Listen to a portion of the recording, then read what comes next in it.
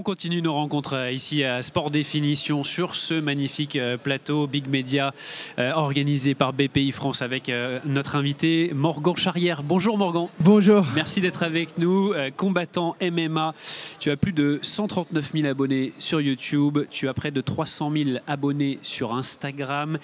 On va juste avant de commencer rappeler quelques petits chiffres qui plantent un peu le décor sur le MMA. On rappelle discipline qui explose grâce au public, sport devenu légal en France en 2020, qui a généré immédiatement beaucoup de revenus. Exemple, le premier combat UFC, c'est 3,4 millions d'euros en billetterie, record absolu pour Bercy.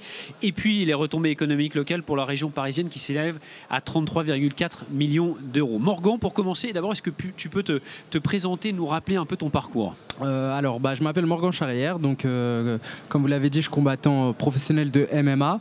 Mon parcours il a été assez long quand même, donc j'ai commencé par des études classiques avant de me lancer pleinement dans le sport parce que c'est important d'avoir un plan B au cas où. Donc j'ai fait des études, j'ai fait un bac plus 3 et ensuite je me suis lancé pleinement dans le MMA. Donc au début c'était pas légal en France, donc j'ai combattu majoritairement à l'étranger, spécialement en Angleterre où j'ai fait une majorité de mes combats. Je suis devenu champion du monde donc au Cage Warrior, qui est une ligue juste avant l'UFC, on va dire, pour vulgariser la chose. Et en 2023, j'ai signé à l'UFC, donc la plus grosse organisation mondiale que tout le monde connaît. Et j'y ai fait 4 combats. Et là, j'ai re-signé pour 4 combats encore. Et ça se passe plutôt bien. Donc voilà pour le parcours rapide.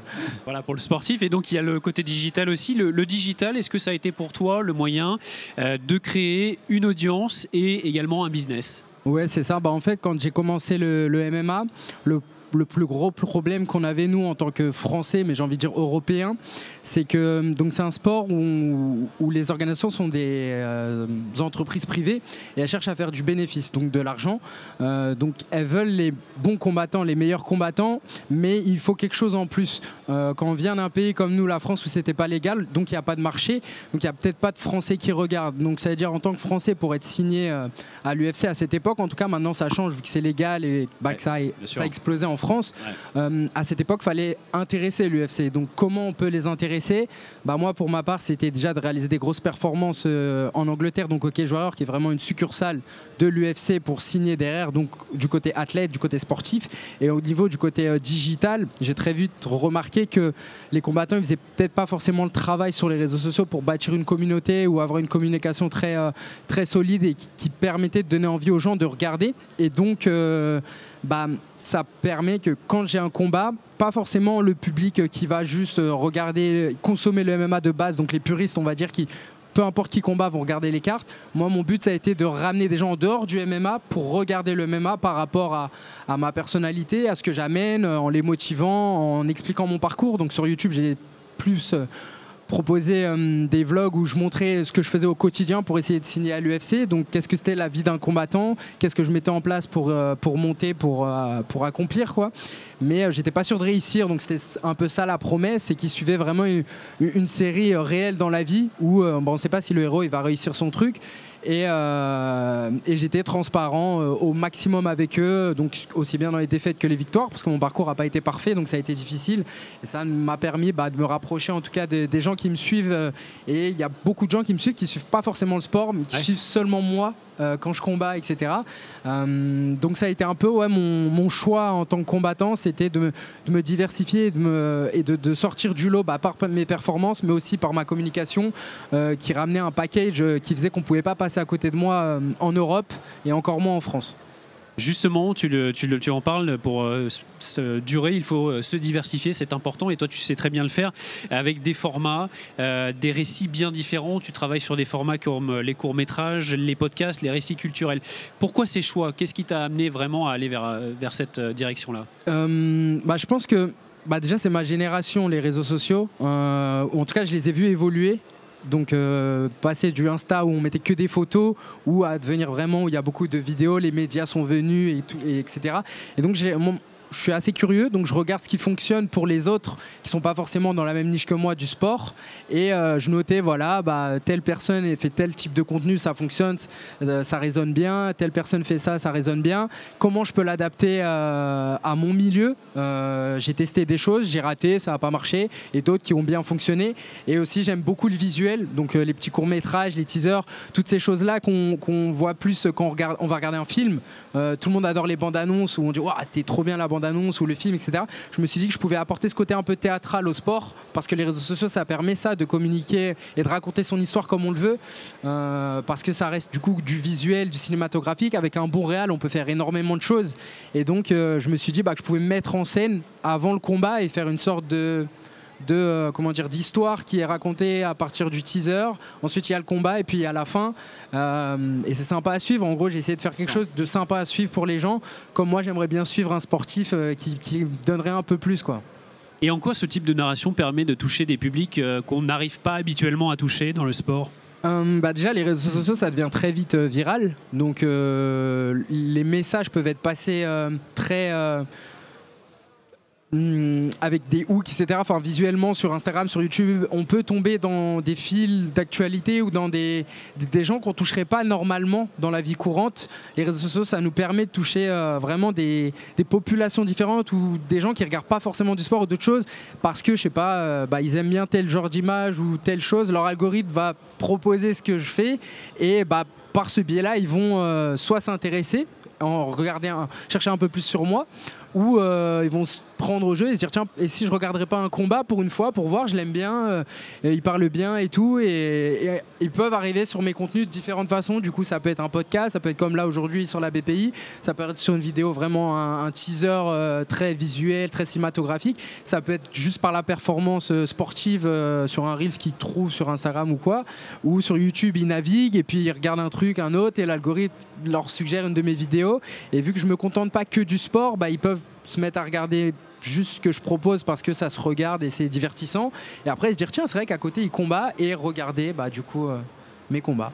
Et l'objectif aussi à travers ta marque personnelle, c'est de promouvoir des valeurs positives qui sont issues du sport. Oui, c'est ça. En fait, ce que j'ai remarqué, et c'est presque logique en vrai, ce qui fonctionne le mieux en général, c'est d'apporter de la valeur aux gens. Donc ça passe soit par de la motivation que je peux transmettre, la résilience que je peux avoir dans mon travail, tout ce que je mets en place. Vu que je suis très transparent, ça permet aux gens de s'identifier déjà, j'ai pas une très grosse distance avec eux. J'ai tendance à dire que je suis pas spécialement différent d'eux, je suis juste vraiment très focus sur ce que je veux faire, et j'essaye d'aider les autres. Et je sais que en fait, si j'aide les autres, soit à travers mon contenu, soit en donnant de la vraie valeur, j'aurai un retour à un moment quelque part dans ma vie où ça reviendra. On ne sait jamais qui regarde son contenu en fait. C'est-à-dire que même 100 personnes, sur ces 100 personnes, peut y avoir quelqu'un qui peut changer le cours de ta vie ou une opportunité qui se présente. Et donc j'essaye un peu d'évoluer comme ça, de ne pas me fermer, de tester des choses et de se dire qu'il y a toujours quelqu'un qui regarde au final. Et justement, Morgan, c'est important pour toi de raconter finalement une histoire en t'adressant à tes fans, en ajoutant vraiment un récit personnel. Ouais, le storytelling, c'est hyper important.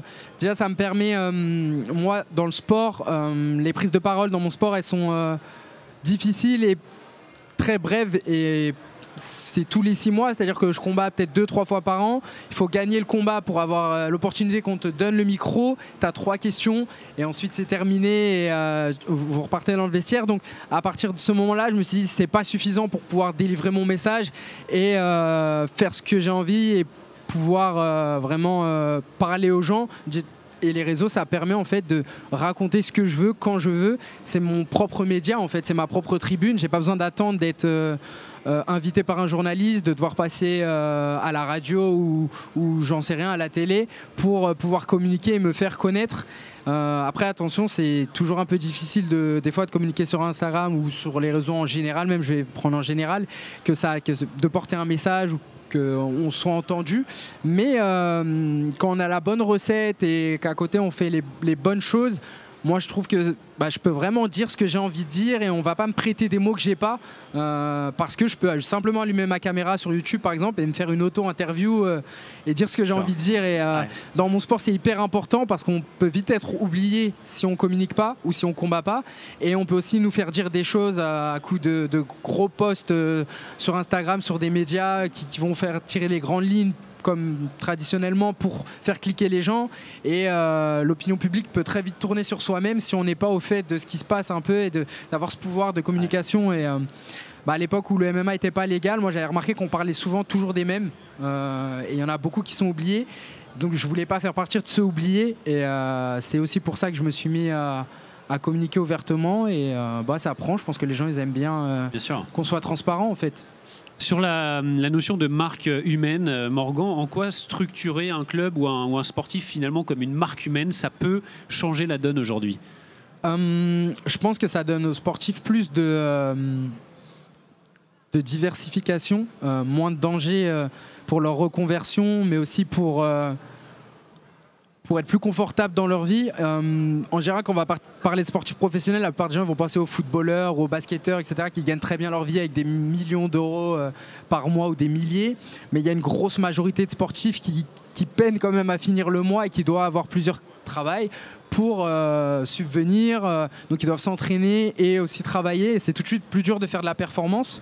D'être présent sur les réseaux sociaux, ça donne une diversification qui permet de vendre des produits en ligne grâce à Internet, de montrer sa société, de pouvoir apporter ses compétences, parce que les sportifs ont beaucoup de compétences qui peuvent être utiles dans le monde professionnel.